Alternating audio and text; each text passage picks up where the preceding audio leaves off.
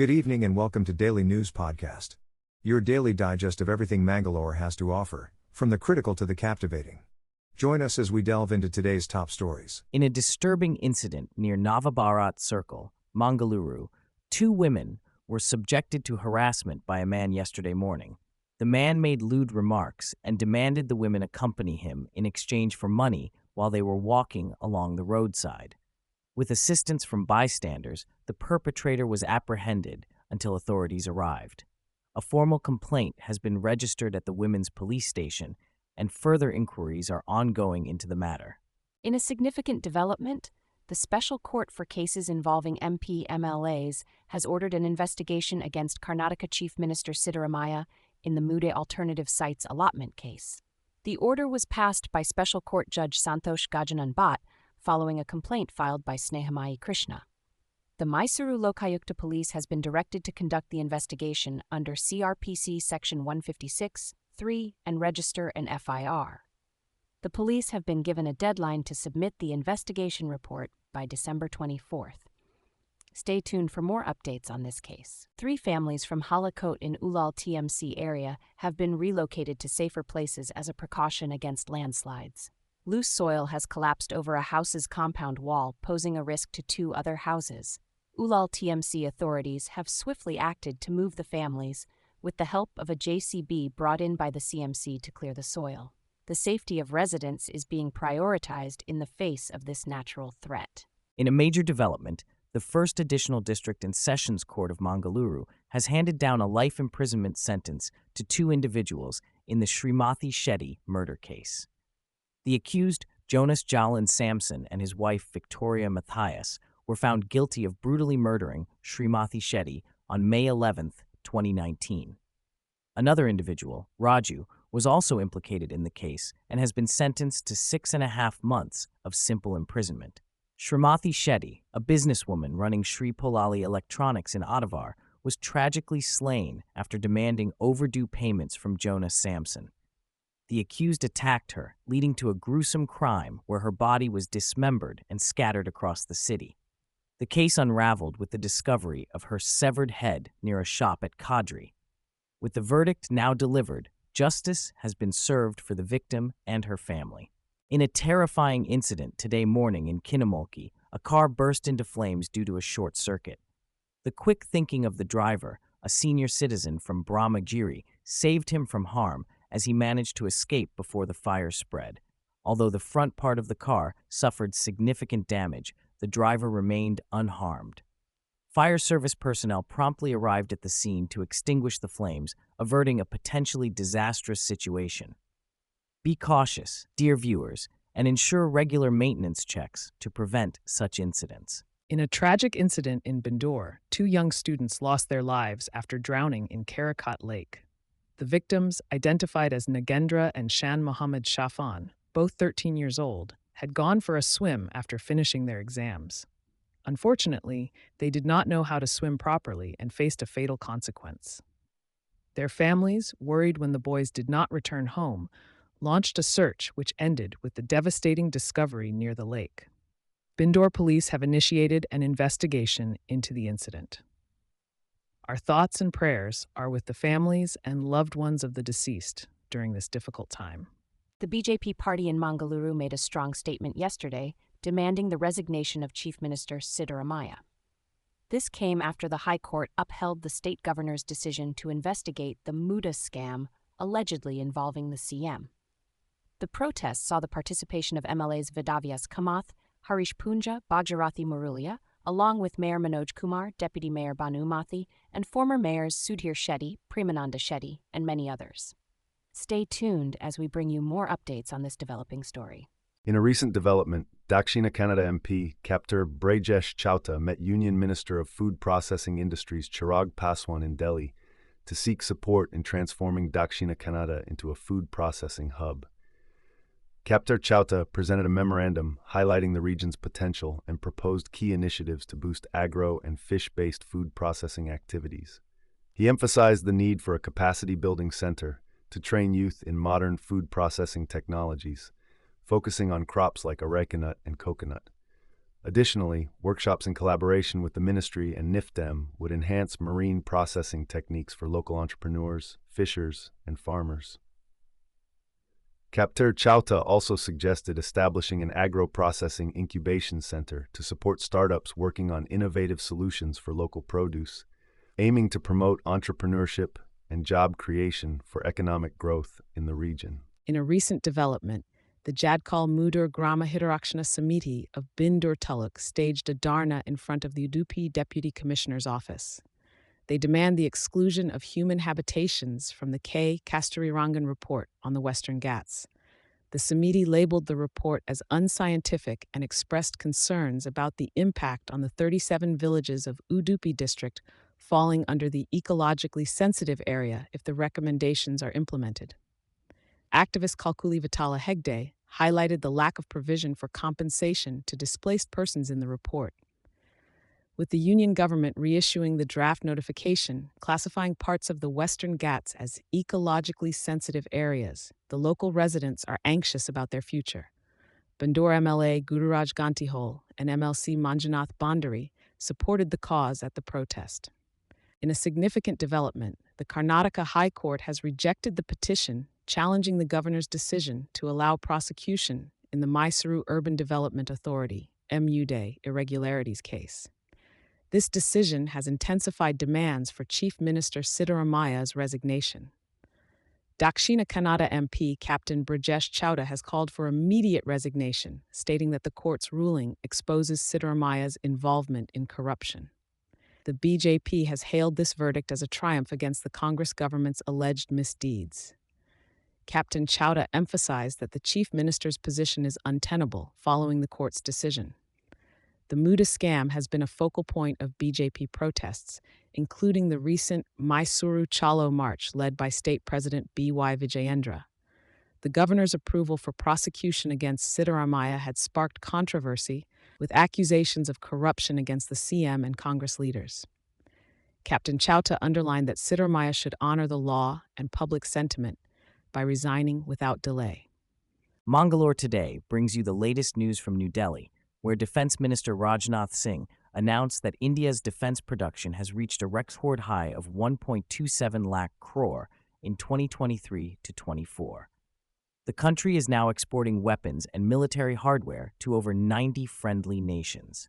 Under Prime Minister Narendra Modi's leadership, the Make in India program has made India self-reliant in various sectors, including defense. The government aims to increase defense exports towards 50,000 crore in the next 5 years. With a focus on boosting domestic manufacturing, India is reducing its dependence on imported military platforms. The Defense Ministry has set a target of 1.75 lakh crore turnover in defense manufacturing in the next 5 years. These measures align with the goal of enhancing military preparedness, especially along the border with China. Stay tuned to Mangalore Today for more updates on this developing story. Mangalore, 25th September 2024. The ongoing assembly polls in Jammu and Kashmir have been described as history in the making by the Chief Election Commissioner, Rajiv Kumar.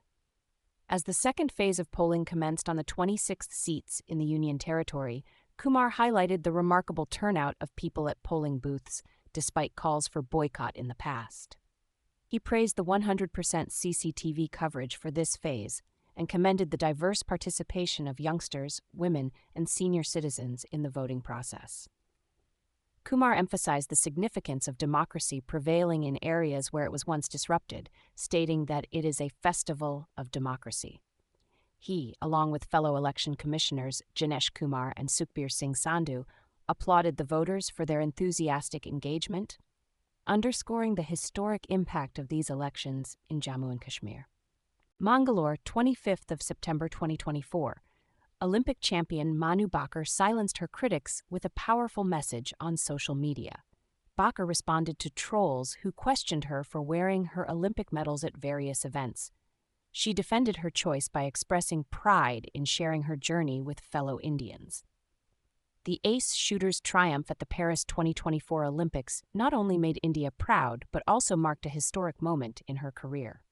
Bagging 2 bronze medals in the women's 10-meter air pistol and the mixed team 10-meter air pistol events, Bakker etched her name in the annals of Indian sports history. Her exceptional performance showcased unwavering determination and remarkable skill, setting new benchmarks for aspiring athletes across the nation. Manu Bakker's success serves as an inspiration to the youth and reinforces her status as a beacon of excellence in the world of sports. Mangalore, today. In a recent development, the Supreme Court strongly criticized Karnataka High Court Judge Justice V. Srishananda over his controversial comments on a locality in Bengaluru. The Chief Justice of India expressed concerns over the judge's remarks, referring to an Indian region as Pakistan, citing it as against the nation's integrity. The court emphasized on the importance of maintaining impartiality and urged for a change in behavior, particularly in the digital age. While Justice Srishananda apologized for his comments, the Supreme Court highlighted the significance of live streaming court proceedings for transparency and accessibility of justice. The court also stressed on the need for judges to be aware of their predispositions and deliver objective justice. Acknowledging the apology from Justice Srishananda, the Supreme Court decided not to pursue further action, underscoring the dignity of the judiciary. The incident has sparked a nationwide debate on judicial conduct and the impact of judges' remarks on society. In a shocking development, the Bengaluru police have identified one of Mahalakshmi's colleagues, Mukti, as the main suspect in her gruesome murder case. The 29-year-old saleswoman's chopped body parts were discovered in her own refrigerator in Malleshwaram. Mukti, who allegedly opposed Mahalakshmi's closeness with another man, has now gone missing near the Odisha-West Bengal border. The police suspect he is currently residing in West Bengal. Mahalakshmi's estranged husband has accused a man named Ashraf of being her lover, adding more complexity to the case. Mahalakshmi's family is devastated by the brutal crime, with her mother revealing the heart-wrenching details of finding her daughter's dismembered body. The post-mortem report confirmed the gruesome details, with investigations ongoing to determine if poisoning was involved. The community is demanding justice for Mahalakshmi as more disturbing details continue to surface. In today's top news, former U.S. President Donald Trump has claimed that his life is under threat from Iran. Trump stated that U.S. intelligence agencies informed him about a real and specific danger to his life from Iran to create chaos in the country.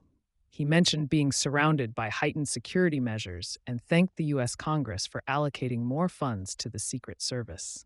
The 78-year-old Trump also stated that there have been attempted assassinations on his life. Furthermore, his campaign director confirmed that he was briefed by U.S. intelligence regarding the threats from Iran. Donald Trump's statements have raised concerns about potential risks to his safety.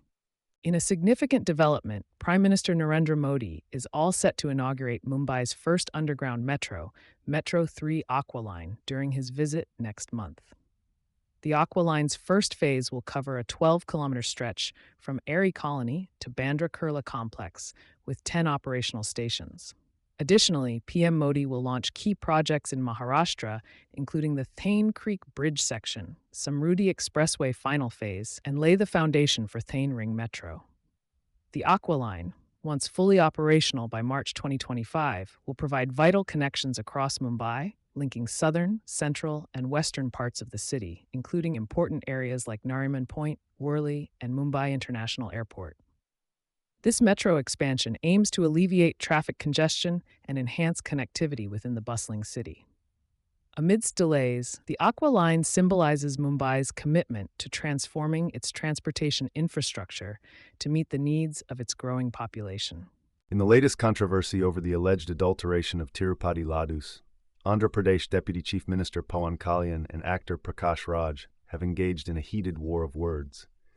Pawan Kalyan criticized what he deemed as attempts to defile Prasad, calling it an assault on Sanatana Dharma. Prakash Raj retorted, urging Kalyan to investigate rather than stoke fears. The spat escalated as Kalyan defended his stance on safeguarding Hinduism and denounced attacks on Sanatana Dharma. He proposed a national Sanatana Dharma Rakshana board. Prakash Raj, filming abroad, sought clarity on Kalyan's interpretation of his remarks. The discord intensified as Kalyan underscored the seriousness of the issue, and criticized Prakash Raj and others for trivializing it. The exchange underscores the ongoing debate over temple desecration and calls for unity to protect Sanatana Dharma. The back and forth emphasizes the need for a thorough investigation and swift action to address concerns over adulteration of religious offerings. In the beautiful coastal city of Mangalore, as the monsoon season bids adieu, concerns rise over the air quality. The Environment Department reports a rise in pollution levels with the AQI touching 204, now classified as poor. Residents are urged to take precautions. The Weather Bureau forecasts moderate air quality for tomorrow, with a chance of light showers. The temperature soared to 37.4 degrees Celsius today, much above the seasonal average. Tomorrow, expect the mercury to hover around 36 degrees Celsius. Stay tuned to Mangalore today for more updates on local weather and pollution alerts. Thank you for being with us for today's edition of the Daily News Podcast. To explore more about the stories we've discussed, mangaloretoday.com is the place to go. And for the latest news delivered directly to you, subscribing to our channel is the way. Take care.